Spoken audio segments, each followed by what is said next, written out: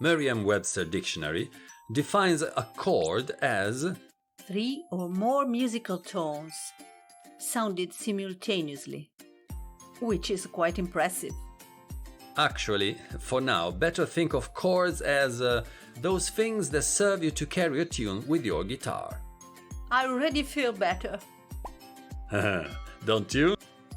Now, as a first thing, we're going to study the easiest chord, which is The A chord.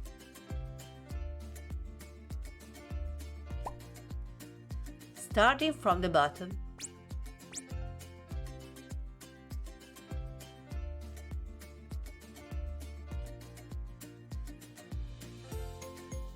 place your forefinger on the 4th string, 2nd fret, then your middle finger on the 3rd, and your ring finger on the 2nd. keep each finger on its proper string. Be careful not to touch other strings. Now try strumming with your right hand. To confirm, check each string individually and in succession.